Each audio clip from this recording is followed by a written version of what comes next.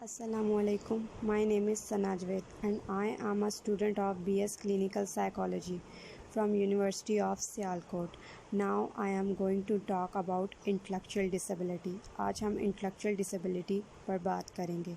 This is the content of intellectual disability. Intellectual disability. Intellectual disability or ID is a term used when a person has certain limitations in cognitive functioning and skills including communication, social and self-care skills. These limitations can cause a child to develop and learn more slowly or differently than a typically developing child. Intellectual disability के अंदर ID की term को use किया गया है। ये एक ऐसी बीमारी है जिसमें बच्चा अपनी एज के मुताबिक वो काम नहीं करता जो दूसरे नॉर्मल बच्चे अपनी एज के मुताबिक काम करते हैं।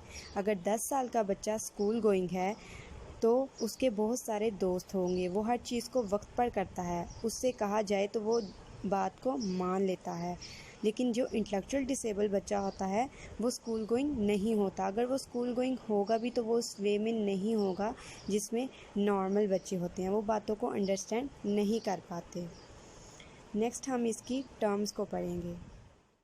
Different terms: mental retardation, mental disability, intellectual impairment. और भी बहुत सारी टर्म्स को यूज़ किया जाता है। ये एक ऐसे मेजर एरियाज़ हैं जहाँ पर प्रॉब्लम होने की वजह से हम इसको इजीली आइडेंटिफाई कर सकते हैं कि ये बच्चा है और ये इसमें इंटेलेक्चुअल डिसेबिलिटी है।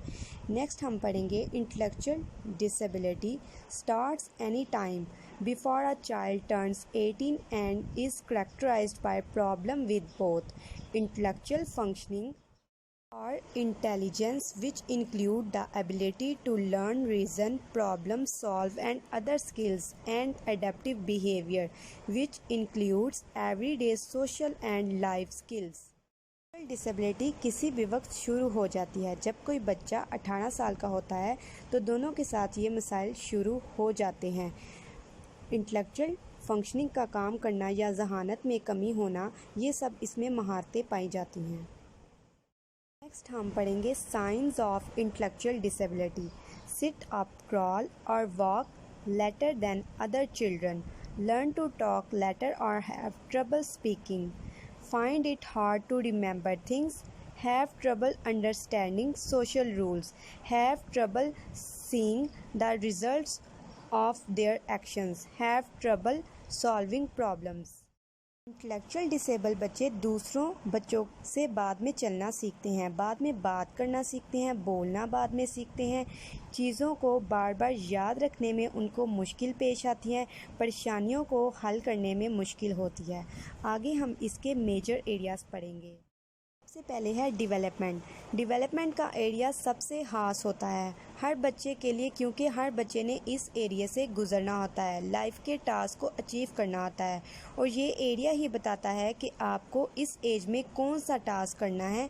जैसे कि नॉर्मल बच्चे एक स्पेसिफिक टाइम के ऊपर चलना, बैठना, उठना और बात करना सीख जाते हैं, लेकिन इंटेलेक्चुअल बच्चा ना वक्त पर उठ सकता है ना बात कर सकता है, उसके अंदर ये प्रॉब्लम्स पाई जाती हैं। नेक्स्ट हम पढ़ेंगे intellectual functioning. Intellectual functioning normal बच्चों की एक ही होती है, वो जब चाहें जिस तरह चाहें कॉग्निटिव फंक्शनिंग को यूज़ करके टास्क को अचीव कर सकते हैं। वो मेमोरी, परसेप्शन, थिंकिंग को जब चाहें जिस तरह चाहें यूज़ कर सकते हैं। Psychological models. साइकोलॉजिकल मॉडल्स में इनका आईक्यू लेवल बहुत ज़्यादा लो होता है और नॉर्मल ये है कि 90 से 100 तक इन बच्चों का आईक्यू होता है। अगर 70 से 80 के दरमियान में है तो वो बच्चे स्लो लर्नर होते हैं, लेकिन वक्त पर वो सीख जाते हैं। नेक्स्ट है degrees of intellectual disability. Mild intellectual disability has an IQ 50 to 70. Moderate intellectual disability has an IQ 35 to 49. Severe intellectual disability has an IQ 20 to 34. Profound intellectual disability has an IQ less than 20. Intellectual disability और moderate intellectual disability वाले अफराद conceptual development और social life की बहुत सारी महारतें रखते हैं। ये अफराद अपनी आम जिंदगी में सीख सकते हैं और ये कम मदद से काम कर सकते हैं। प्रोफाउंड इंटेलेक्चुअल डिसेबिलिटी वाले अफराद इंडिपेंडेंटली तौर पर नहीं रह सकते। इनमें बहुत सारी सलाहियतें होती हैं और ये बहुत ज़्यादा इनके लिए मददगार साबित होती हैं। ये सब डिग्रीज़ हैं जो इंटेलेक्चुअल डिसेबिलिटी में पाई जाती हैं। नेक्स्ट हम पढ़ेंगे The most common causes of intellectual disability. Genetic conditions. These include things like Down syndrome and Fragile X syndrome. Problems during pregnancy. Things that can interfere with fetal brain development include alcohol or drug use, malnutrition, certain infection, preeclampsia. Problems during childbirth. Intellectual disability may result if a baby is delivered of oxygen in during childbirth or brain extremely premature. सब वो main causes हैं जो इन situations के दौरान इन लोगों को face करने पड़ते हैं इंटेलेक्चुअल डिसेबिलिटी के दौरान। आगे हम पढ़ेंगे steps to help an intellectual disabled child. Learn everything you can about intellectual disabilities.